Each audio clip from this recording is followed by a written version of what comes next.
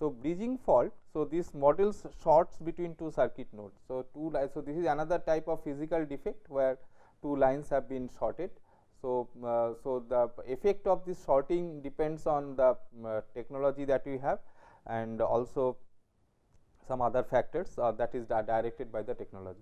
So, this is bridge fault is not excited unless two circuit nodes have opposing logic value. So, if both the lines are having same logic value, then naturally that is not counted as a fault, both of them being 0, both of them being 1. So, it is not an issue. However, if the lines if the signal values of two lines are different, then which one will persist. So, that becomes the question, and there can be several cases of this bridging. Okay. So, first one is the AND bridging. So, AND bridging is the faulty value is the AND of two involved nodes values. So, if it is if the AND of two values, then that is one type of bridging. Similarly, OR bridging means that it will be having two values, the OR of them. So, that will come as the new value down the line. So, these are the two cases. Another possibility is the dominance. So, x dominates y. So, value of x will dominate, then x dominates 1 y. So, x dominates y if x is equal to 1. So, so for x equal to 0 it will not dominate, but for x equal to 1 it will dominate. Similarly, x dominant 0 y. So, x will dominate y if x value is equal to 0. So, these are the different types of cases, and actually they have been derived from the physical defects that occur. So, based on that, so these are the different cases that can happen. So, these are the symbolic representation, like in the fault free circuit. So, this x line and y line, so they are running. So, in the faulty circuit, if there is an AND bridging, then what will happen? So, these two values, as if there is an AND gate, and the AND gate output drives the lines x dash and y dash. OR bridging, these values are ORed, and the OR gate output is driving the two lines x dash and y dash. Then x dominant y. So, as if the line y is broken. So, in the fault, so we can model it like this, as if the line y is broken, and there is a fan out coming of line x and feeding the line y dash. Then x dominant 1 y. So, x will dominate over y if x equal to 1. So, this is modeled like this introduction of this OR gate. So, if x equal to 1, then x and y dash, they both of them are 1, but if x equal to 0, then y comes to y dash. So, that dominance is not there. Similarly, x dominant 0 y. So, that is by AND gate. Okay, so, x comes here and this y comes here. The x value is 0, then irrespective of the value of y, y dash value will be 0. So, as a result, so this is another type of faulty circuit model. So, we can modify the circuit to this faulty circuit model and run some ATPG tool to generate the bridging fault patterns. So, this is modeled as a constrained stuck at ATPG.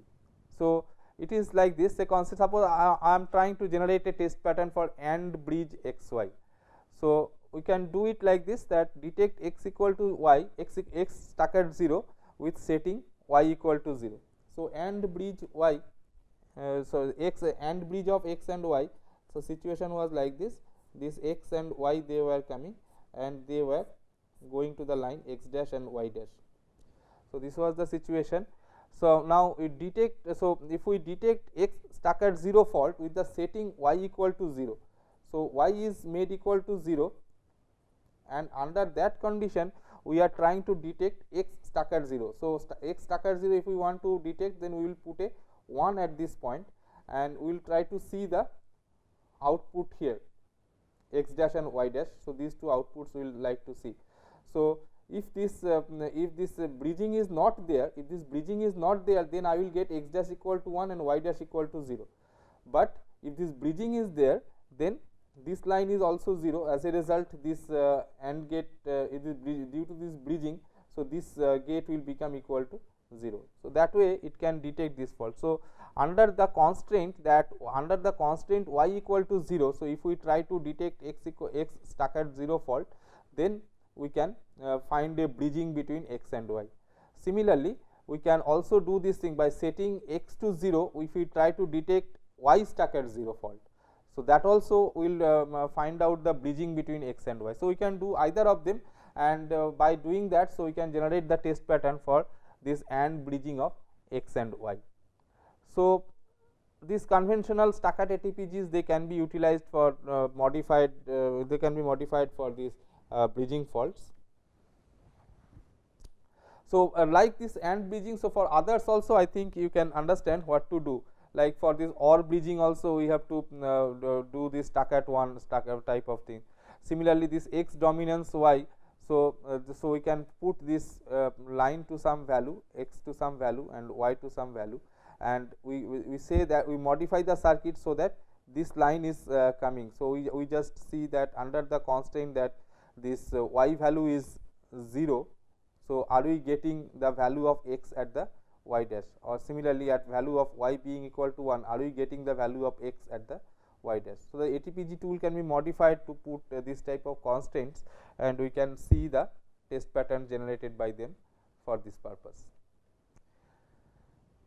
Next, we will look into another very important issue in test pattern generation, which is known as test set compaction. So, what happens is that in the testing process, so then ATPG algorithm, so it is initially given a set of faults f. So, f is the set of faults f1, f2 up to say fk, there are k number of faults. Now, the test pattern generator ATPG generates the first test pattern T1. Now, when it generates T1, so it finds out the faults that it can cover. Maybe it covers the faults 1, 5 and 9. Then it generates fault pattern T2, and it again it detects some faults. Okay. Now, it may so happen that as we are generating more and more patterns, the new faults that are getting covered by this pattern start decreasing. Maybe T2 detects the faults 1, 5 and 15. So, with the knowledge that T1 has already detected 1 and 5, so we can say that T2 has detected only the fault 15. So, this way the amount of new faults that are detected start decreasing as we are generating more and more patterns. Now, if we want to minimize this number of patterns in the test set, then what is required to be done? We need to select the set of vectors that can detect only that can detect all the faults, but the number of patterns is very small. So, what is done? So, what is required is that we want to reduce the test set size to reduce test data storage and test application time, because this cost of this automated testing equipments or ATE, they depend on the amount of memory it needs and the amount of number of channels that are there, and naturally the test time, if the test set is big, then they need to be stored on bigger storage, and also the transfer time from ATE to chip, so that is also going to be high. So, this test application time increases and test data storage increases, as a result the test cost increases. So, if we can reduce test set size, then these factors will come down. Okay. So, to allow, what we need is to find a minimal set of vectors that can detect every fault, okay, every detectable fault definitely. Now, first, so for this purpose, how do we proceed? First, we build a detection dictionary. So, in a detection dictionary, for every pattern we list down the faults that it can detect. So, say we have got a situation like this, that a ATPG tool, it has given you these 4 patterns V1, V2, V3 and V4, and there are faults F1, F2, F3, F4, F5 and F6. So, these are the 6 faults that are there in the circuit. Now, by doing fault simulation, we find that V1 can detect the faults F1, F3 and F5, V2 can detect F5 and F6, V3 can detect F1, F4 and F6, and V4 can detect F2, F3, F4 and F5. Now, out of these vectors, so if you look carefully, you will see that there is the vector V4 that detects the fault F2, and this fault F2 is not detected by any other pattern. So, if you are looking for a good coverage, then the vector V4 must be included in the set, in the final set of test vectors, vector V4 must be included. That way V4 becomes an essential vector, a vector that detects some faults that no other vector can detect, that is an essential vector. So, we include that essential vector into our test set. So, V4 is included in the test set. After that, we can have some sort of test set covering algorithm to find a minimum test set that every fault is covered. So, set covering algorithm is that we have got a universe U of elements, say U1, E2 up to En, and we have got these individual sets S1, S2, S3, etc., which are actually subsets of this U, subsets of this U. Now, if there may be say k such sets, each Si is a subset of U. Now, the question is that from this S1, S2, etc., so I need to select a minimum set of subsets, minimal set of subsets. Maybe I select S1, S3 and S5 such that all these elements will be covered by that. So, that is basically the set covering problem, but the point is the set covering problem is an NP-hard problem. So, you cannot have an exact solution that will give you the optimum solution and the algorithm will run in polynomial time. That is not going to happen. This is a hard problem, but this here what we have is basically a variant of the set covering problem, where the universe is the set of all faults, then the subsets are these the faults covered by these individual vectors V1, V2, V3, V4, and the problem is to select the subsets, like select the subsets V1, V2, V from this set of V1, V2, V3 and V4, so that all faults are covered. So, the universe has to be covered.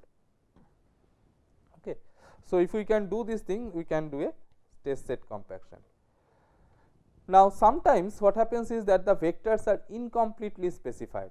So, some vectors, so maybe that as we have seen that in many cases for generating say some test pattern, say if we want to test this line stuck at 1, okay, then it is sufficient to put a 0 here.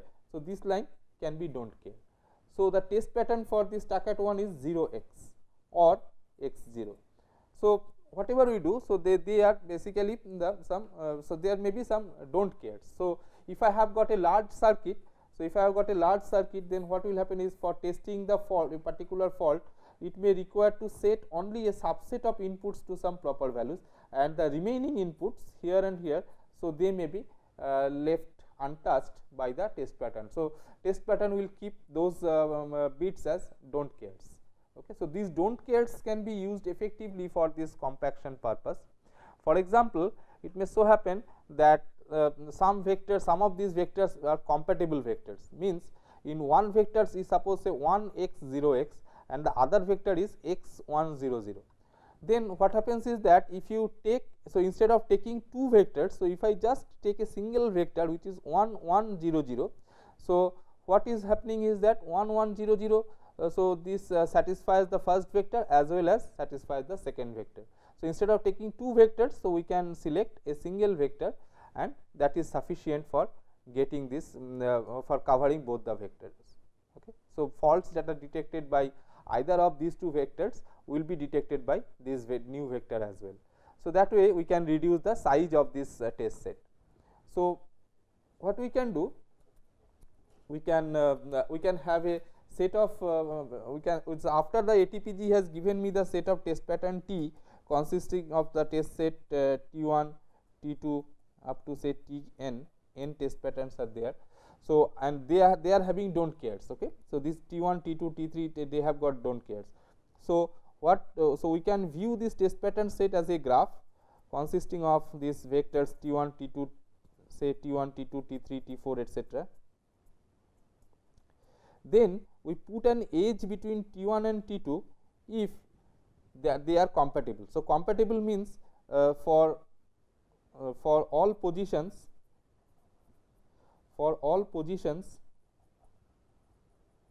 I in T1 and T2, if T1I equal to T2I or T1I equal to do not care or T2I equal to do not care. So, if any of these three cases occur, then we say that if for all positions if this thing happens, then we say that the T1 and T2 they are compatible. So, in this case, so we can replace T1 and T2 by some vector. So, what we do, we construct this graph or we put the edge between the vectors which are compatible. So, it may so happen that this T1 T2 is compatible with T3, T4 and T1. Similarly, T1 is compatible with say T2 and T4. Now, we see that if we you see that if we do a clique partitioning of this graph, then this becomes a clique. Okay. So, in this clique I can, so these three vectors can be replaced by a single vector and this is another vector. So, ultimately I can, if that new vector is say T new, so that is one vector which replaces this T1, T2, T4 by properly some of the x's in them they will get specified. So, T new and T3, that is the new test vector set that I have. So, that has got only 2 vectors in it. Okay. Instead of 4 vectors in the original set, now I have got only 2 vectors in it. So, this way we can have this thing we can have this compatibilities, and accordingly we can reduce the size of the test set. Another way of reducing the test set size is by reverse order simulation. So, what happens is that while we were doing the test pattern generation, the first test pattern that is generated, it is detecting some faults, as I was telling, maybe 1, 5 and 9. T2 is detecting again some faults. So, what in the ATPG process, what we have said is, as soon as one fault is detected by the test set by a test pattern, so those faults are dropped from the candidate fault list, so that successively the ATPG tool is not bothered about generating test patterns for those faults again.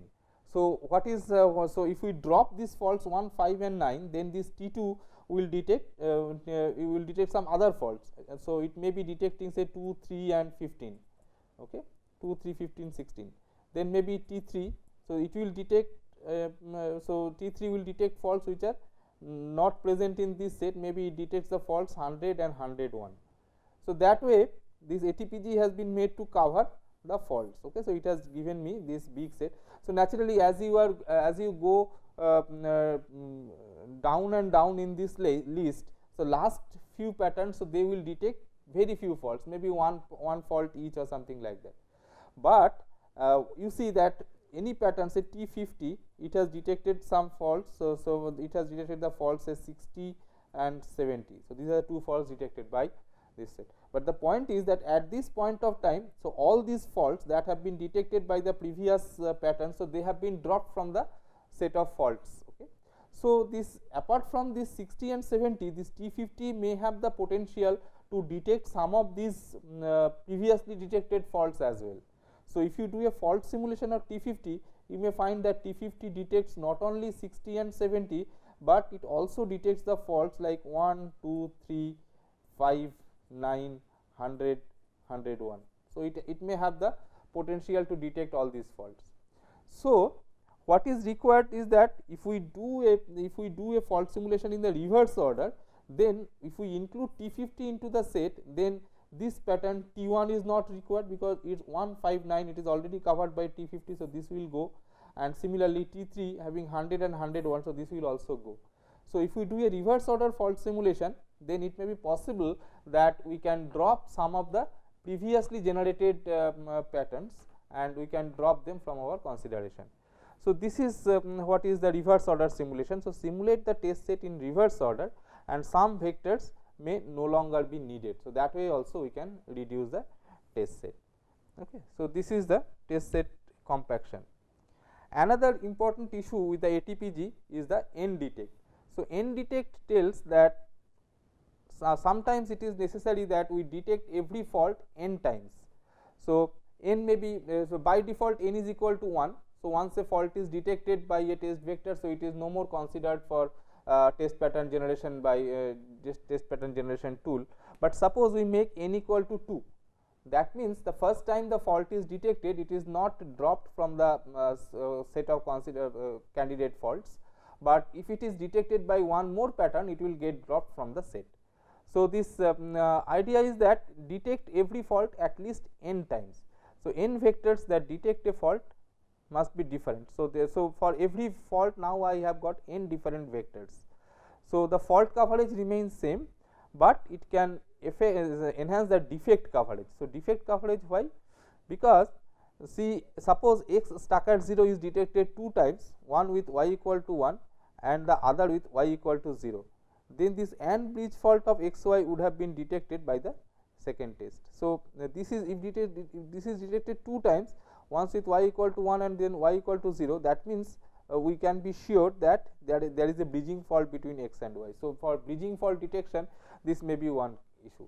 If we are trying to get some confidence in the diagnosis process, okay, so if we are interested to get a diagnosis process, then we get some surety that okay, this particular fault has occurred, this particular defect has occurred. Then if a fault is detected many times by the applied test pattern, so we get confidence. The number of times a fault is detected gives us the surety that this particular fault has occurred in the circuit. So, that may be an issue. So, that way this N detect is used. Also, there may be some other points, like suppose we want to generate our test pattern set which consumes say less power. So, in that case also, what we can do, possibly we can generate a redundant set of test patterns where every fault is detected by many patterns and then try to do a pick and choose. So, while doing this pick and choose, we pick up those vectors where the coverage is high, at the same time the power consumption will be low. So, taking these two into consideration, so we can have this pick and choose type of approach, and in that case also this N detect is going to help us, because it is going to give us an ATP of N patterns for every fault. Now, an ATPG can be very easily modified to work as an N detect ATPG. So, what is required is that you just change the fault dropping criteria. So, to conclude, so we have seen in this test pattern generation some theoretical foundation in terms of this this Boolean difference and all that. We have seen combinational ATPG, sequential ATPG. We said that okay, under the scan conversion process, sequential ATPG it is rarely used, excepting some partial scan based circuits, but mostly it is combinational ATPG that is coming into picture. Then we have seen how to identify the untestable faults. So, there are this untestable fault identification can help this ATPG process, because it will be having less number of faults to work with.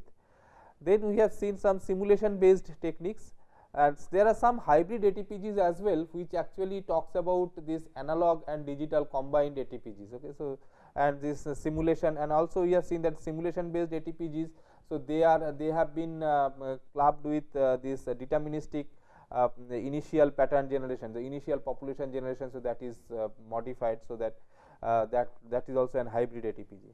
Then for delay testing, we have seen something, we have seen some techniques for delay fault generation, then delay fault test generation, then bridging fault testing also we have seen, then compaction, and how to compact a test set, then N detect, how to detect a fault N times. FSM testing is a part of sequential testing, so which we did not discuss in detail, but essentially one possibility is that you want to put the first we apply a sequence of patterns, so that this FSM goes to a particular state, and in that particular state we want to test a fault. So, then we apply some launch and capture pattern for testing that particular fault. So, the challenges that are remaining is the fast untestable fault identification, essential to remove large number of stackered bridge and delay faults. So, this is one of the very important issue, because with the increase in the complexity of the circuits, this number of faults in the circuit are increasing tremendously. So, if we can identify untestable faults early, then we do not put effort on doing this. That way it can reduce the number of faults to be detected. So, this is becoming even more challenging. So, the identifying the untestable faults and doing it fast. Sequential ATPG is still an open research area, because of the fact that okay, this initialization itself is a problem. But anyway, with the introduction of these scan circuits and all that, so this sequential ATPG problem is addressed as a modified combinational ATPG problem, but still in some cases sequential ATPG will also be required. And other issues that are there is how to generate a test pattern set which will be which can reduce power consumption, which can reduce the temperature of the circuit. So those issues we will see in the later part of the course.